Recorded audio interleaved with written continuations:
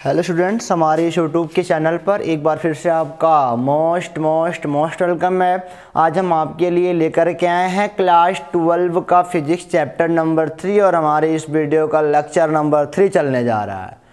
ठीक है ना।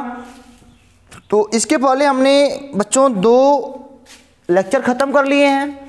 आप उन दोनों लेक्चरों को देख कर के यहाँ पे आओ तो आपके लिए और बेहतरीन होगा और बेहतर होगा, क्योंकि उसमें हमने आपको बताया है, पूरा स्टोरी कॉन्सेप्ट बताया है, एक मतलब लेसन की नींव रखी है, फाउंडेशन ऑफ द चैप्टर।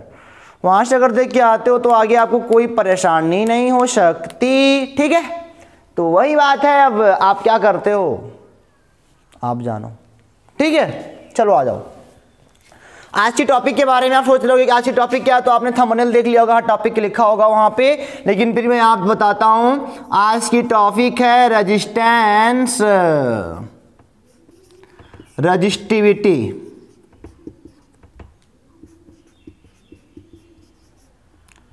यानी कि हिंदी क्या होती है, प्रतिरोध, और ये क्या है, प्रतिरोधकता। आज हम इसके बारे में फिर डीपली अध्ययन करेंगे, बहुत डीपली जाया जाएगा, जहाँ से आपको सारी बातें क्लियर हो जाएंगी। और हाँ, इस टॉपिक को पढ़ने के बाद क्लास 10th आपको हलवा लगेगा। हलवा क्या होता है यार, ना आसान हो जाएगा। क्लास 10th ना बेहद आसान हो जाएगा आपके लिए। फिर किसी बच्चे को आप उसका क्वेश्चन दे के बोलोगे आंसर रह जाएगा यार, क्यों परेशान होता है, ऐसा बोलना पड़ेगा आपको। Resistance, resistivity. जैसे इसके पहले हमने पहला वाला दूसरा वाला पार्ट पढ़ा, दूसरा वाला चैप्टर कैपेसिटर एंड कैपेसिटेंस, नहीं संधारित्र उसकी धारिता। उसी प्रकार रेजिस्टेंस कहाँ से आया, रजिस्टर से आया। रजिस्टर से आया क्या, रेजिस्टेंस आया। जैसे कैपेसिटर क्या था, एक इंस्ट्रूमेंट था, एक डिवाइस थी, और कैपेसिटेंस क्या था, उसकी प्रॉपर्टी थी कि कितना ये अपने अंदर कितनी क्षमता रखता है। उसी प्रकार रजिस्टर क्या है, एक डिवाइस है। रजिस्टर क्या है, एक डिवाइस है। और रजिस्टेंस क्या है, रजिस्टेंस क्या है, इस डिवाइस की प्रॉपर्टी है, यानी कि रजिस्टर की प्रॉपर्टी है, उसे रजिस्टेंस बोलते हैं। ठीक है ना। रजिस्टिविटी, प्रतिरोधकता क्या है कि रेजिस्टेंस किन किन बातों पर डिपेंड करता है, वो बताएगा, यही लाएगा बीच में। आपने सुना होगा क्लास 10th में रेजिस्टेंस को कैपिटल R से दिखाते हैं, उनका सिंबल ऐसे होता है, कैपेसिटर का ऐसे होता है ना। अगर आप वीडियो को अच्छे से देख पा रहे हो तो हम भी देख लें, हाँ देख पा रहे हो। तो ये रजिस्टर है, R लिखते हो, एक कैपेसिटर है, C लिखते हो, तमाम तरह की बातें हैं। और रजिस्टिविटी की बात करूं तो इसको याद दिला दूं तो आप पढ़ते हो रो से, आपने पढ़ा होगा R = रो L/A। सारी बातें आज यहाँ पे फिर पढ़ने जा रहे हो, लेकिन डीपली पढ़ने जा रहे हो, बेहद ही कंसंट्रेट माइंड से पढ़िएगा। आप समझ गए ना। Register is a device and resistance is the property of register. Resistivity क्या होती है बच्चों, रजिस्टिविटी यही रो होती है, रो यही बताएगा इन सब के बारे में। ठीक है ना। अबाउट रजिस्टर एंड रेजिस्टेंस के बारे में बताएगा कौन, रजिस्टिविटी सबको एक्सप्लेन कर देगा, जो तुम्हारे भ्रम होंगे वो दूर करेगा रजिस्टिविटी। तो ये सब बातें आप अगर जान गए हो तो फिर मिटाऊं, आगे चलूं। आ जाओ रजिस्टर पर। अब रेजिस्टेंस पे देखते हैं होता क्या है, रेजिस्टेंस होता क्या है। नहीं, सबसे पहला क्वेश्चन यही तो हमारा बनेगा, रेजिस्टेंस क्या होता है। रेजिस्टेंस RESISTANCE, प्रतिरोध। ये क्या होता है बच्चों, तो मैं आपको बता दूं कि यह होता है करंट को रोकने वाला एक ऑब्जेक्ट, समझ कर सकते हो, करंट को रोकने वाला। बहुत तेज करंट चल रहा है तो ये प्रॉपर्टी उसको रोकने का काम करती है। जैसे मैं कहता हूं, अगर आप एक सिंपल नॉर्मल रोड पर दौड़ रहे हो तो दौड़ते जाओगे, कोई कष्ट नहीं होगा। आगे कांटा आ गया तो क्या फिर उतना तेज दौड़ पाओगे, नहीं दौड़ पाओगे, कम हो जाएगा, आपकी स्पीड कम हो जाएगी ना, क्योंकि बीच में कांटा आ गया। तो रेजिस्टेंस एक कांटे की तरह काम करता है, कांटे की तरह काम करता है। कौन, रेजिस्टेंस कांटे की तरह काम करता है। किसके लिए, फार करेंट। करंट चल रहा है तो उनको कांटे की तरह उनके पैर में चुभ जाएगा तो करंट धीरे हो जाएगा। यही होता है रेजिस्टेंस, ठीक है ना। रेजिस्टेंस क्या होता है? Resistance is that object who stop the path of current, जो रोकने का काम करता है करंट के रास्ते को, करंट को रोकने का काम करता है रेजिस्टेंस हमारा। मान लो करंट ऐसे दौड़ रहा है ना, करंट इधर मान लो आई चल रहा है, तो इनकी स्पीड बहुत ज़्यादा अगर होगी तो बीच में कहीं अगर रेजिस्टेंस मिल गया ना, तो क्या इनका देखो सिंबल होता है कैपिटल आर, तो रेजिस्टेंस अगर कहीं मिल गया तो उसको स्लो कर देगा, कांटे की तरह काम करता है। आपके पैर में जैसे कांटा होता है ना, आप चलना आपका चलना धीरे हो जाता है, उसी प्रकार करंट के लिए कांटा कौन है? रेजिस्टेंस है, वो रोकता है उसको। चलो ये समझ गया ना। अब बात आती है कि रेजिस्टेंस का फार्मूला बताओ क्या होता है। R बराबर V अपान आई।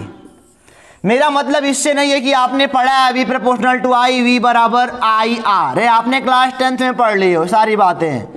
और क्लास 10th में आपको यह भी सिखा दिया गया है कि R एक कांस्टेंट है। R क्या है? कांस्टेंट है। आपके टीचरों ने बता दिया होगा वहाँ पे, आप उस लेवल के थे तो वहाँ बताया कि R कांस्टेंट है। लेकिन ये फार्मूला जो है ना, ये वाला फार्मूला, इसे आप ओहम लॉ कहते हो, ओम का नियम कहते हो, ओम लॉ। ओम लॉ में R जो होता है ना, जो ये कैपिटल R, वो क्या होता है? कांस्टेंट होता है। लेकिन यहाँ वाला R हम कांस्टेंट नहीं मानेंगे, एक कांस्टेंट नहीं है ना। R कांस्टेंट होता है, यह बात पूरी तरीके से सही भी नहीं है। यह वाला R ना पूरी तरह, मतलब कि मैं नहीं कहूँगा कि कांस्टेंट है। यहाँ पे ओम के नियम में R कांस्टेंट है, अकॉर्डिंग टू ओम लॉ, और जो capital R is a constant, but resistance R is equal to V upon I होता है, यह कांस्टेंट नहीं है। यहाँ पे R कांस्टेंट नहीं है। यह ओम के नियम ओम के नियम की भी चर्चा करेंगे, लेकिन यहाँ पे नहीं करेंगे।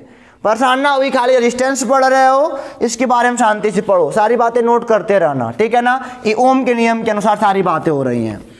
जैसे कि ऐसे बहुत सारे कंडक्टर हैं बच्चों, जिसकी मैं यहाँ पे क्या बोल रहा हूँ कि R कांस्टेंट नहीं है, इसका मान बदलता रहता है। क्यों? क्योंकि बहुत सारे ऐसे कंडक्टर्स हैं, बहुत सारे ऐसे कंडक्टर्स यानी कि चालक हैं जिनकी प्रॉपर्टी कुछ ऐसी होती है, जिनकी प्रॉपर्टी कुछ ऐसी होती है कि उनका रेजिस्टेंस हर जगह वेरिएबल होता है।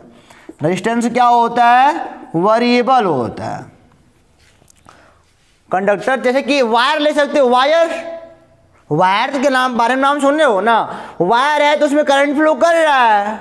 तो बहुत सारे भी ऐसे कंडक्टर है ना कि जिनमें जो R है ना, एक कैपिटल R, ये क्या है? वेरिएबल होता है, कांस्टेंट नहीं होता, कांस्टेंट नहीं होता। जैसे अब देखो जरा, ये R है क्या? अब देखो, मान लो यह कंडक्टर है, कोई कंडक्टर है, यहाँ पे इनके जो अक्रॉस द इंड्स पोटेंशियल कितना है? V0 मान लो। ये क्या है वास्तव में? R इज इक्वल टू वास्तव में क्या होता है? डेल्टा V अपान आई, कि दोनों सिरों के बीच का विभवांतर दोनों सिरों के, और यहाँ पे बहने वाली धारा आई, यह होता है R बराबर V अपान आई। यह होता है R बराबर क्या होता है? V अपान आई होता है। V क्या है? जहाँ से जहाँ तक ये पूछ रहा है, वही ना मैंने कहा कि ओम के नियम वाले में R कांस्टेंट है। लेकिन अब मान लो, ऐसे सुन लो ना, एक कोई कंडक्टर है यार, ऐसे देख लो ना, इस वाले पोर्शन में मान लो 3 एम्पियर की धारा बह रही है यहाँ से यहाँ तक, यहाँ भी मान लो 2 एम्पियर की, यहाँ भी 3 ही मान लो, कोई बात नहीं, बह रही धारा। मान लो यहाँ पे पोटेंशियल V हो, यहाँ पे मान लो V डैश हो, यहाँ पे मान लो V डबल डैश हो। तो देखो जरा, अब यहाँ पे R निकालो, R एक ही कंडक्टर है, यहाँ पे R का मान निकालो, तो सिरों के बीच का विभवांतर V डैश माइनस V और बटे धारा, ये हो गया। अब यहाँ के बीच का R निकाल लो, वो देखो कितना आएगा? सिरों के बीच का विभवांतर यानी कि V double dash minus V dash अपान धारा 3 एम्पियर। देखो ये अलग अलग नहीं है, R अलग अलग है ना, एक ही कंडक्टर के लिए होता है। इसीलिए तो मैंने कहा R कांस्टेंट नहीं मानेंगे यहाँ पे। जब ओम का नियम पढ़ेंगे ना, तो हम मानेंगे यहाँ पे। तो R बराबर क्या होता है, किसी चालक के सिरों के बीच विभवांतर और उसमें बहने वाली धारा के अनुपात को हम क्या बोलते हैं, रेजिस्टेंस बोलते हैं। नोट कर लो, किसी चालक के सिरों के बीच का विभवांतर और उसमें बहने वाली धारा के अनुपात को हम क्या बोलते हैं बच्चों, प्रतिरोध बोलते हैं, जिसे कैपिटल R से रिप्रेजेंट करा जाता है। ये बातें आप नोट कर लिए ना, क्या नोट करना है कहीं भी। अब देखो मान लो ऐसे हो सकता है यार, परेशान बिल्कुल मत होना। अगर मान लो रेजिस्टेंस है ना निकालना है, तो इनके ये रजिस्टर है, रेजिस्टेंस निकालना है, तो यहाँ से यहाँ इसमें इस ब्रांच में बहने वाली धारा जितना बह रही है और यहाँ से यहाँ तक का जो विभवांतर होगा वो लगाओगे, इसका निकल जाएगा R, इतना दूर का R निकल जाएगा। और यहाँ पे बहने वाली धारा और इनके सिरों के बीच का विभवांतर जो भी आएगा वही क्या हो जाएगा, यहाँ का R हो जाएगा। तो R के लिए आपने समझ गया ना कि प्रतिरोध जो होता है किसी चालक के सिरों के बीच विभवांतर तथा उसमें बहने वाली धारा के अनुपात के क्या होता है, बराबर होता है। ठीक है, चलो थोड़ा काम तेज करते हैं अब। तो R कांस्टेंट नहीं होता, नोट कर लो, R कांस्टेंट नहीं होता। R कांस्टेंट केवल ओम लॉ में होता है, ओम के नियम में होता है। चलो अब मैं बता दूं आपको कि चूंकि आपने पढ़ा R बराबर V/I ना, तो इसका R का जो यूनिट निकालना, यूनिट ऑफ R, तो क्या बोलोगे, V का हो जाएगा वोल्ट पर, I का क्या हो जाएगा, एम्पियर। ठीक है ना, I का क्या हो जाएगा बच्चों, एम्पियर हो जाएगा, या फिर इसे कहते हैं ओम कहते हैं। ठीक है ना, दिखाते हैं इस सिंबल से। R का मात्रक ओम होता है या वोल्ट पर एम्पियर होता है, दिखाते हैं इस सिंबल से। ठीक है ना, चलो नोट हो गया मिटाऊं। देखो मैंने क्या, मैं बनाता हूं प्रश्न की रेजिस्टेंस के बारे में पढ़ाई क्यों कर रहे हो, रेजिस्टेंस के बारे में क्यों, एक क्वेश्चन आया ना, रेजिस्टेंस के बारे में क्यों पढ़ा, ये रेजिस्टेंस आया कहां से, क्यों आया, यहां पे लिख लो क्यों आया रेजिस्टेंस। बता सकते हो क्यों आया रेजिस्टेंस, तो देखो जरा, अगर पीछे लेक्चर पढ़ के आए हो, पीछे लेक्चर पढ़ के आओ, मतलब कि रेजिस्टेंस क्यों आया, करंट को बहने में प्रॉब्लम हुई क्यों, करंट को बहने में प्रॉब्लम हुई क्यों, क्यों करंट को चलने में दिक्कत हुई। तो देखो जरा, एक कंडक्टर है आपका, पीछे वाले लेक्चर में पढ़ के आए हो, अभी तमाम तरह की बातें पढ़े हो, इलेक्ट्रॉन ऐसे ऐसे फ्लो करता है, इलेक्ट्रॉन ऐसे फ्लो करेगा तो करंट ऐसे फ्लो करेगा, इलेक्ट्रॉन की विपरीत बहता है करंट। समझ में आई ना। अब मैं यहाँ पे बैटरी कनेक्ट ही कर दूं तो जो करंट होता है ना, lower to higher potential, lower to, देखो V0 lower to higher potential, a electron है, और करंट क्या है, higher to lower potential, higher to lower potential current बहता है, और लोअर टू हायर कौन बहता है, लोअर टू हायर कौन बहता है, इलेक्ट्रॉन चलते हैं। ठीक है, करंट इधर बह रहा है, ए इधर चल रहे हैं। ठीक है ना, मैंने आपको बताया था ना कि इलेक्ट्रॉन को चलने में काफ़ी मुसीबतें होती हैं। इस इलेक्ट्रॉन ऐसे थोड़ी देख रहे हो, वैसे थोड़ी चलता है, इसको चलने में काफ़ी सारे मुसीबतें होती हैं। और मुसीबतें क्या होती हैं, तो दैट आप जानते हो कि इलेक्ट्रॉन जिनसे निकला होगा, मतलब कि जो रिमेनिंग पार्ट ऑफ एटम होता है उसी से निकलता है ना इलेक्ट्रॉन, तो यहाँ पे कर्नल बचते हैं, कर्नल पॉजिटिव चार्ज बचते हैं ना, यही इलेक्ट्रॉन को, मतलब कि यही क्या करते हैं, यही इलेक्ट्रॉन को रोकने का काम करते हैं। जितना तेज इलेक्ट्रॉन चलेगा उतनी तेज धारा चलेगी। समझ बात आई ना, जितना तेज इलेक्ट्रॉन चलेगा उतनी तेज आपका करंट चलेगा। बट यहाँ पे जो कर्नल लोग हैं ना, कर्नल लोग ये इलेक्ट्रॉन के रास्ते को रोकते हैं। क्यों, कर्नल लोग जो है इलेक्ट्रॉन के रास्ते को रोकते हैं, तो इलेक्ट्रॉन को चलने में प्रॉब्लम होती है, इलेक्ट्रॉन को चलने में प्रॉब्लम होती है तो करंट को चलने में भी प्रॉब्लम होती है। तो सीधे सीधे बात कर सकते हो कि जो रेजिस्टेंस है ना, यह कर्नल की वजह से आया, कर्नल की वजह से। What is kernel, kernel is the remaining part of atom.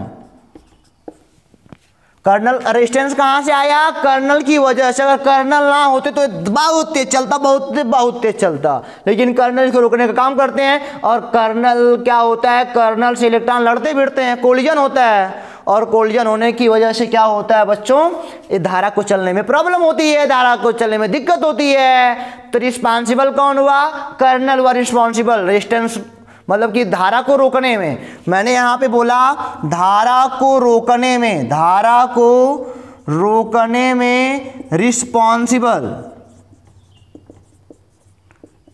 Responsibility लिख लो किसकी है, एक सवाल बना ना, तो तमाम उत्तर दे सकते हो। रिस्पॉन्सिबिलिटी कर्नल्स की है, पहला आंसर दे सकते हो कि कर्नल की है। कर्नल लोग ही क्या करते हैं, धारा को रोकते हैं। धारा को रोकते क्या है, मतलब कि थोड़ा धीरे कर देते हैं, स्लो कर देते हैं। ऐसे वैसे कह सकते हो इलेक्ट्रॉन जब कर्नल से टकराता है उसका वेग कम हो जाता है, धारा का भी मान क्या हो जाता है, कम हो जाता है। तो ये सारी बातें अगर सीख गए हो तो मिटाओ ना। तो रेजिस्टेंस क्यों आया, कर्नल की वजह से आया। कर्नल ने क्या करा, कर्नल ने इलेक्ट्रॉन को चलने से रोका, इलेक्ट्रॉन चलने से रुका तो धारा भी क्या हुई, प्रॉब्लम में पड़ी, वह भी धीरे हो गई। बस यही सब तो है, ये सब वायर की प्रॉपर्टी है, ये सब वायर खुद ये सब काम करते हैं। आपने चलो फिलहाल इसको मिटाएं, आगे चला जाए, इसको मिटाते हैं, इसको मिटा के आगे चलते हैं। तो अगली टॉपिक अपनी है बच्चों, इससे आगे थोड़ा चलते हैं।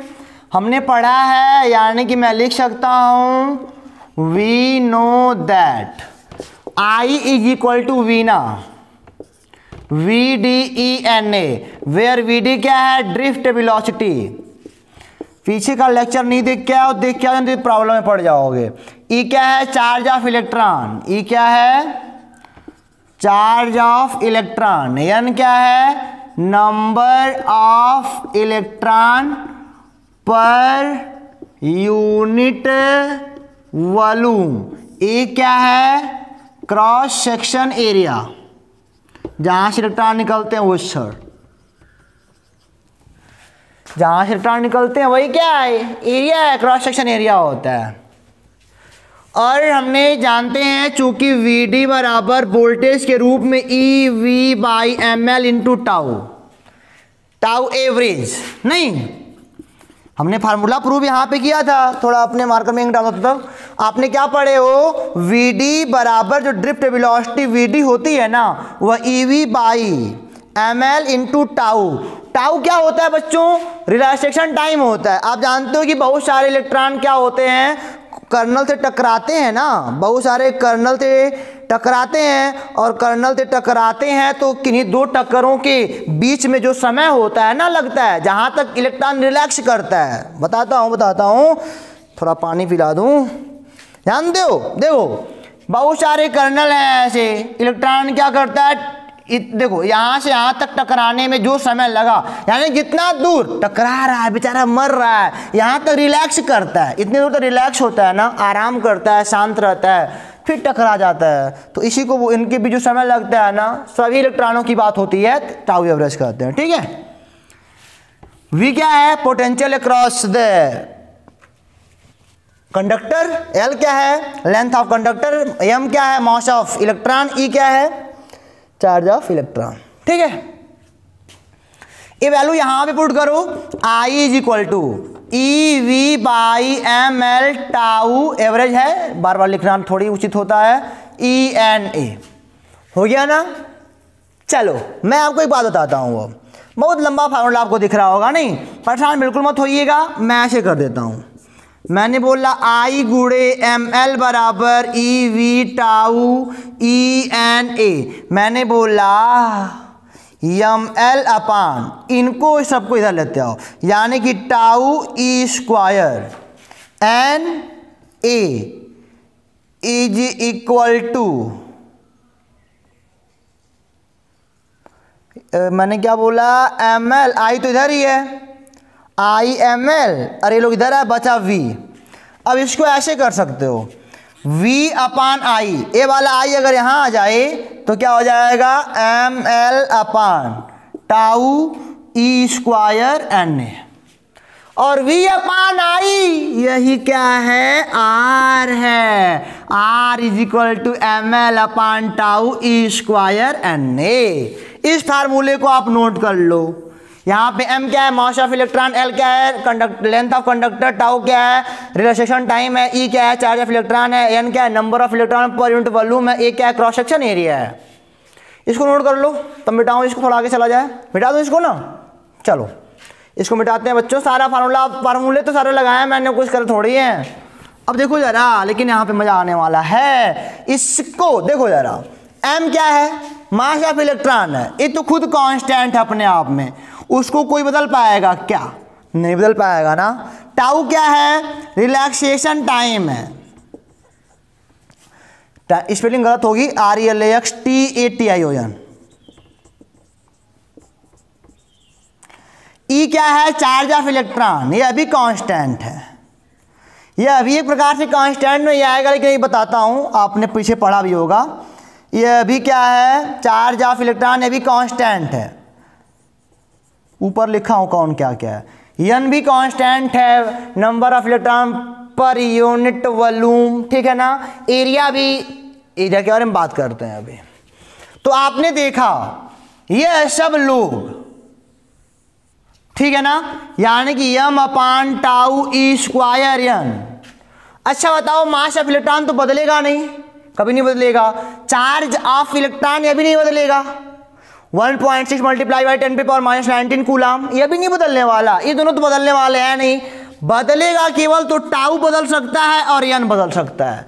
रिलैक्सेशन टाइम कम ज़्यादा हो सकता है, रिलैक्सेशन टाइम क्या हो सकता है, कम ज़्यादा हो सकता है इलेक्ट्रॉन तेजी से टकराएं, नहीं हो सकता है यार। टेम्परेचर ज़्यादा होगा तब काम तो तेज से हो ही सकता है, अगर टेम्परेचर ज़्यादा हो गया तो इलेक्ट्रॉन बहुत तेज एनर्जी मिलेगी, बहुत तेज टकराएंगे। नंबर ऑफ, देखो एन क्या है, number of electron per unit volume. ये किस पर डिपेंड करता है, यह कंडक्टर के ऊपर करता है, किस टाइप का कंडक्टर है। इसे हम जानते हो टोटल रो कहते हैं, रो। यानी कि इन सबको हम नहीं बदल सकते यार, इन सबको हमारे बस क्या बदलना नहीं है, इन सबको हम नहीं बदल सकते। अब क्या नंबर ऑफ इलेक्ट्रॉन हम बदल सकते हैं क्या? लोहा है यार, उसका अपना एक प्रॉपर्टी है, उसमें कितने पर यूनिट वॉल्यूम में उससे कितने इलेक्ट्रॉन है वो तो वही जानेगा ना।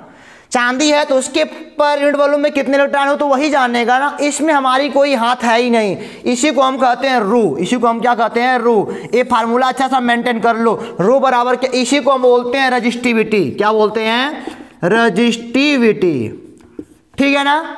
और रजिस्टिविटी किस पर डिपेंड कर रही है, देखो ये अभी कांस्टेंट है, ध्यान से देखना, इसको तो किसी के बाप नहीं चेंज कर सकते, इसको भी किसी के बाप नहीं चेंज कर सकते अभी, ठीक है ना। ये हो गया नंबर ऑफ इलेक्ट्रॉन, ये अभी कोई भी नहीं चेंज कर, जब तक मिक्स उक्स ना किया जाए कोई अलग तत्व तो। लेकिन जिस तत्व अपने एलिमेंट की प्रॉपर्टी होती है कि उसके पर यूनिट वॉल्यूम में कितने इलेक्ट्रॉन हैं, यह प्रॉपर्टी ऑफ मटेरियल है, प्रॉपर्टी ऑफ मटेरियल है कि मटेरियल की प्रॉपर्टी क्या है, कितना इलेक्ट्रॉन रखता है। टाउ क्या है, यह किस पर डिपेंड करता है, टेम्परेचर पर डिपेंड करता है। ज़्यादा हुआ तो बहुत तेज टकराएगा, कम हुआ तो आराम से टकराएगा इलेक्ट्रॉन। तो रो क्या टोटल मिलाओगे तो rho is depends on temperature and the property of material. जो रजिस्टिविटी होती है ना वह डिपेंड करती है किस पर, तापमान पर, और उस मटेरियल की प्रॉपर्टी क्या उस पर डिपेंड करती है। यहां तक अब कोई प्रॉब्लम नहीं ना। रो के बारे में बात कर ले, रो बराबर क्या होता है, m upon tau N E square N, tau E square N होता है, रो बराबर ही हो गया। अब देखो जरा, आपने क्लास 10 में पढ़ रखा होगा कि जो आर का मान है वो चालक तार की लंबाई एरिया पर डिपेंड करता है। तो हम चेंज क्या कर सकते हैं, लेंथ को हम चेंज कर सकते हैं, एरिया को हम चेंज कर सकते हैं। नहीं, ये तो हमारे ऊपर है कि कंडक्टर इतना लंबा है तो थोड़ा और लंबा कर लो, एरिया थोड़ा और बढ़ा लो घटा लो, ये तो हमारे ऊपर है वो सब काम। तो हमको लास्ट में एक फार्मूला क्या मिलता है, कहाँ पे लिखूं, इसको मिटाऊं क्या, इसको मिटाता हूं, नहीं नोट कर लो इसको आराम से, जो भी बातें मैंने बोली है ना नोट कर लो, बहुत काम करेगा, बहुत काम करेगा। हाँ मैंने क्या बोला, तो R इज इक्वल टू हमको क्या मिल गया, रो L by A, length of conductor L और A क्या है, एरिया पर, मतलब कि क्रॉस सेक्शन एरिया है। तो आपने देखा ना। अब देखो जरा आर किस पर डिपेंड करता है, आर देखो, आर रो पर भी डिपेंड करता है। यहां पे लिखो आर इज डिपेंड्स ऑन, जो रेजिस्टेंस है, R is depends on the length of the conductor, the length of conductor and cross section area. या CCTION नहीं, जो रो है बच्चों, अरे सॉरी, जो रेजिस्टेंस आर है वो डिपेंड किस पर कर रहा है, चालक की लंबाई पर और क्रॉस सेक्शन एरिया पर, और आर जो है ना रो पर भी डिपेंड कर रहा है। नहीं तो ऐसे भी कह सकते हो R is also depends on rho. Rho यानी कि क्या, मतलब कि the property of material, the property of material and temperature. Rho बदलेगा तो आर नहीं बदलेगा, आर ही बदलेगा। लेकिन आर केवल डिपेंड करता है property of material and temperature पर। आर इस लंबाई और एरिया से कोई मतलब नहीं रखता, क्योंकि रो वाले में क्या आता है, m/τ/n² ऐसे, अरे E² ऐसे आता है, नहीं ओ n आता है। देखो यहां पे τ/E²n, तो रो किस पर डिपेंड करता है, रो केवल टेम्परेचर पर और उस प्रॉपर्टी ऑफ मटेरियल पर। और जो आर है वो टेम्परेचर पर भी, प्रॉपर्टी ऑफ मटेरियल पर भी, लेंथ पर भी, एरिया पर भी। सारी बातें यहां तक आपने सीख ली ना। आर किस पर डिपेंड करता है, रो किस पर डिपेंड करता है, इसमें आपको कोई कंफ्यूजन तो नहीं है अपना। सारी बातें हमने सीख ली। अब हम कुछ एग्जाम्पल करेंगे, कुछ न्यूमेरिकल करेंगे, बढ़िया, लेकिन इसको आप अच्छे से अपने माइंड में सेट कर लो ताकि आपको कहीं से भी कोई प्रॉब्लम ना हो, ठीक है। तो इसको मिटाते हैं, आगे चलते हैं फिर। तो सारी, लेकिन एक बात जान लो कि कहीं से आपको कोई प्रॉब्लम नहीं होनी चाहिए, नहीं होगी ना, तो लगा लो, लिख लो आराम से, जो भी बातें लिख लो। ए भी मान लिखना है, बी मान लिखना, सारा मान लिख लो, अपने माइंड में सेट कर लो और नोट कर लो क्या हो रहा है क्या नहीं हो रहा। तो आगे चलते हैं हम फिर। तो आपने अभी भी देखा बच्चों, rho is not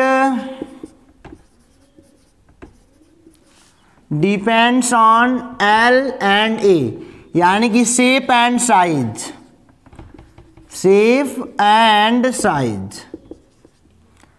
of the material। मतलब कि मटेरियल की शेप और साइज क्या है उस पर रो नहीं डिपेंड करता है, उस पर तो आर डिपेंड करता है। अभी आपने पढ़ा R = ρL/A, इसको भी नोट कर लो, इसको भी नोट कर लो। जैसे मान लो आपके पास एल्युमिनियम का वायर है, एल्युमिनियम का चाहे इतना बड़ा वायर, चाहे इतना बड़ा वायर, चाहे इतना बड़ा वायर, चाहे इतना बड़ा वायर, एल्युमिनियम का ही सब है ना। और रेजिस्टेंस का मान तो जान ही रहे हो, इसके जो प्रॉपर्टी होगी कणों की वही बताएगा। और हाँ, रेजिस्टेंस IL पर डिपेंड करता है, ए पर डिपेंड करता है। इसका देखो, इसका रेजिस्टेंस कुछ और होगा, लंबाई इसकी कुछ और है, एरिया कुछ और है, इसका रेजिस्टेंस कुछ और होगा, क्योंकि लंबाई कुछ और है, इससे अलग है ना। यह भी लंबाई अलग है तो इसका रेजिस्टेंस कुछ और होगा, इसका रेजिस्टेंस कुछ और होगा, सबकी लंबाई अलग अलग है। लेकिन इनका जो रो है ना, रो रजिस्टिविटी नहीं बदलने वाली, रजिस्टिविटी इनकी भी रो है, इनकी भी रो है, इनकी भी रो है, इनकी भी रो है। Because resistivity rho is not depends on length and area. इसका लेंथ क्या है, इसका एरिया क्या है, इस पर डिपेंड नहीं करता आपका रजिस्टिविटी, इस पर केवल रो आर डिपेंड करता है, रेजिस्टेंस डिपेंड करता है, ठीक है ना। रेजिस्टेंस रो पर भी डिपेंड करता है, लेंथ पर भी डिपेंड करता है, एरिया पर भी डिपेंड करता है। But resistivity is not depends on length and area, it depends on only property of material and the temperature. हाँ, इतना अंग्रेजी बोलोगे सर तो हम तो फंस जाएंगे। चलो कोई बात नहीं। अच्छा, एक बात बोलूं क्या, एक सवाल लगवा दूं ना आपको, एक दो सवाल लगवाता हूं, वीडियो को क्लोज करता हूं। इतना लंबा वीडियो है, परेशान हो जाओगे यार। क्वेश्चन मैंने बोला आपसे, मैंने क्या बोला, एक वायर है, छोटा सवाल बनाता हूं। एक वायर है जिसकी लंबाई L है। आप लोग भी कहोगे एक सवाल बना रहा है, एक स्पेलिंग गलत हो जा रही है, LNGDH। इसकी लेंथ L है, रेजिस्टेंस इसका बच्चों R है। मैंने क्या करा, ए इनर्शियल पोजीशन है, इनर्शियल। अब मैंने फाइनली क्या कर दिया, इनकी लंबाई को 3 गुना कर दिया। मैंने बल लगाया, इनकी लंबाई 3 गुना कर दिया, यल से 3 यल कर दिया, ठीक है ना। लंबाई यल से 3 यल कर दिया। अब क्या करोगे भाई, दिक्कत है। अब मैंने पूछा आप बताओ रेजिस्टेंस क्या होगा इसका। आर वही वायर है, वही मान लो एल्यूमिनियम का वायर है, एल्यूमिनियम का वायर है, प्रारंभिक लंबाई एल, रेजिस्टेंस आर है। मैंने बोला लंबाई उसकी 3 एल कर दिया। अब बताओ रेजिस्टेंस कितना होगा। चलो इनर्शियल में निकालो रेजिस्टेंस। आर बराबर रो एल बाई एरिया, इसका ए मान लो भाई, ए मान लो एरिया, ठीक है ना, एरिया ए मान लिया आर। अब यहां पे पूछ रहा है फाइनल आर डैश बताओ कितना होगा, मुझे नहीं पता कितना होगा। चलो आर डैश तुम्हें पता है, रो एल तो इनका 3 गुना हो गया, 3 एल हो गया, लंबाई बदल गई ना, अपान एरिया, एरिया सर बदल जाएगा अब तो नहीं, एरिया इसका ए डैश मान लो। अरे भाई अब इनका एरिया कुछ और था, खिंचा कर इनका एरिया कुछ और हो जाएगा ना, एरिया तो बदल जाएगा, बड़े आराम से बदल जाएगा। ये मान लो ये वायर है, इसको खींच दिया, अभी इसका एरिया कुछ और है, जब खींच दोगे तो एरिया कुछ और नहीं हो जाएगा, एरिया तो कुछ और हो ही जाएगा। सब कुछ निकल गया। रो पता है कि एल्यूमिनियम है तो रो दोनों के लिए वही रहेगा, लंबाई इनकी खींच दी तो 3 एल रख दिया, लेकिन एरिया नहीं पता हो पा रहा है। तो हम याद करते हैं वॉल्यूम को, conservation of volume, conservation, volume थोड़ी बदलेगा, सारे पदार्थ तो उसी में है ना, चाहे खींचो चाहे पीटो चाहे बड़ा करो चाहे छोटा करो, कंजर्वेशन ऑफ वॉल्यूम तो नहीं बदलने वाला भाया। यानी कि प्रारंभिक initial volume, initial volume is equal to final volume. Initial volume कितना, एरिया गुणे लंबाई। अरे भाई क्षेत्रफल गुणे लंबाई, तबे ना कि मीटर क्यूब पाओगे। यहाँ भी क्या हो जाएगा, क्षेत्रफल ए डैश है, लंबाई 3 एल, ए डैश का मान चाहिए ना, ये देखो यल तो यल कट गया, ए डैश का मान कितना आ गया, ए बाई 3 आ गया। यहाँ पे रख लो rho multiply by 3 L upon A by 3, ये हो जाएगा 9 rho L by A. Rho L by A क्या है, यही आर है, यानी कि रेजिस्टेंस 9 गुना बढ़ जाएगा यार, 9 गुना बढ़ जाएगा। अगर कोई चालक तार की लंबाई एल है, रेजिस्टेंस आर है, तो 3 गुना खींच दोगे तो रेजिस्टिविटी, अरे रेजिस्टेंस कितना बढ़ जाएगा, 9 गुना बढ़ जाएगा। लगाने आ गया ना।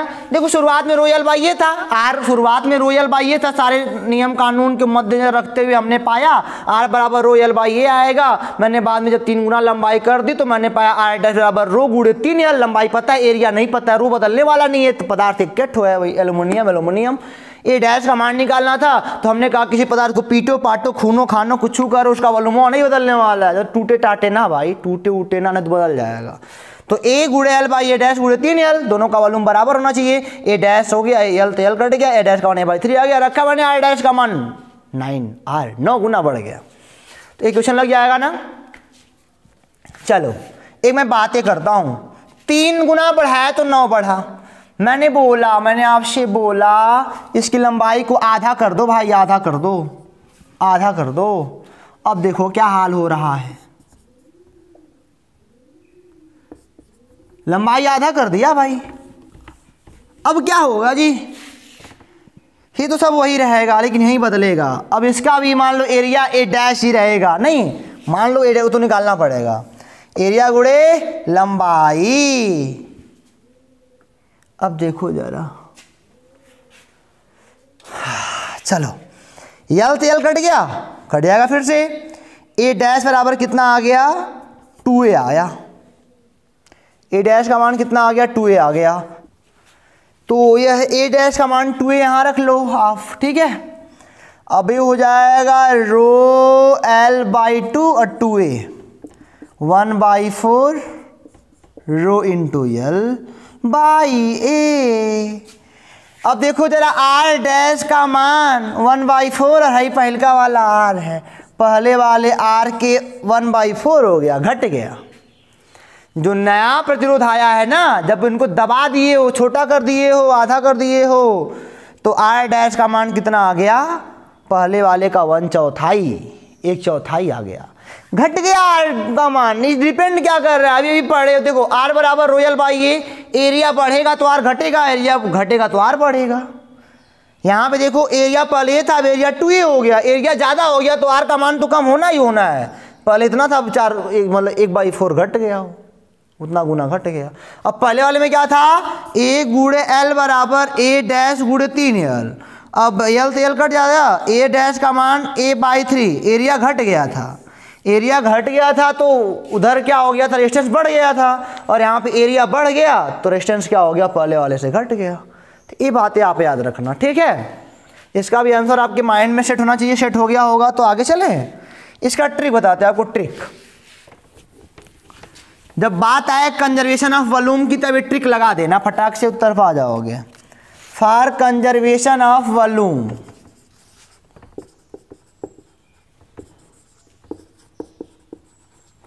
R डैश बराबर N स्क्वायर गुणे R, ठीक है ना। ये इनर्शियल वाला है, N स्क्वायर क्या है, यहाँ पे गुना है, गुना मतलब कि क्या बोलते हो उसे, N स्क्वायर को आप बोल सकते हो कितना घटा बढ़ा है, गुना वाला काम करता है, गुना वाला। तो पिछले वाले में ए है न्यू वाला जो नया निकालते हो, पिछला वाला क्वेश्चन क्या था कि लंबाई 3 गुनी कर दी थी ना, तो यहाँ पे 3 का स्क्वायर लगाओ R, यानी कि 9 R, 9 गुना बढ़ जाएगा रेजिस्टेंस, ठीक है ना। दूसरा वाला क्वेश्चन क्या था, 1/2 ना, 1/2 का स्क्वायर 1/2 गुना L था तो L/2 हो गया, यानी कि 1/2 गुना क्या हो गया, बढ़ा या घटा कुछ भी हुआ, 1/2 गुना हो गया, एक गुणे R, यानी कि 1 जो नया रेजिस्टेंस आएगा 1/4 आएगा। मान लो कोई आपसे कहता है कि किसी तार की लंबाई L है, किसी तार की लंबाई क्या है, L है, उसको मैंने, उसका प्रतिरोध R है, एरिया वगैरह एरिया A है, उसको मैंने 5 गुना बढ़ा दिया। अब बताओ रेजिस्टेंस कितना होगा, तो 5 का स्क्वायर गुणे R 25R, यानी कि 25 गुना बढ़ जाएगा, नहीं। तो इस तरह से क्वेश्चन करना, होमवर्क में देता हूँ आपको, कुछ होमवर्क नोट कर लो, करके हमको बताना, चाहे ट्रिक से बताना चाहे वैसे बताना, आपकी मर्जी। पहला होमवर्क में है इनर्शियल मैं देता हूँ, यहाँ पे फाइनल का पोजीशन बनाता हूँ, यहाँ पे क्वेश्चन नंबर पहला लिखता हूँ, लंबा लेंथ, पहले वाले में L लेंथ है, और यहाँ पे वही लेंथ मान लो 3/2L हो गया, ठीक है ना। फिर सबका एरिया A है, सबका एरिया A है, रेस्टिविटी सबका रो है। यहाँ पे मान लो, यहाँ पे लंबाई 2L कर दिया, कितने गुना बढ़ना बढ़ा है खोज लेना, ये हो गया मैंने 4L कर दिया, तो 2 गुना बढ़ाना तो 2 हो जाएगा। यहाँ पे 5L कर दिया, यहाँ पे 25/2L कर दिया। अब कितना गुना होगा निकाल लेना तुम, कितना गुना होगा, कैसे निकलेगा, इनमें इनसे भाग दे देना, निकल जाएगा। मान लो 6L मैंने खींच के कर दिया, 28L कर दिया, L से 3L कर दिया, 2L से 4L कर दिया, 5L से 2L कर दिया, इतना L कर दिया। तब बताओ अगली जो नया वाला रेजिस्टेंस बनेगा कितना होगा। यहाँ पे सबका रेजिस्टेंस R है, ठीक है। सारे क्वेश्चन आप करना, हमको बता देना करके बैठे हो कि नहीं बैठे हो। अगर समझ में आया हो तब कमेंट बॉक्स में बता देना क्या हो रहा है क्या नहीं हो रहा है, समझ में आ रहा है कि नहीं आ रहा है। तब तक के लिए आप हंसते रहो, फिर मिलेंगे आपसे अगले वीडियो में कुछ नया लेकर के। तब तक के लिए आप पढ़ते रहो, हंसते रहो। All the best.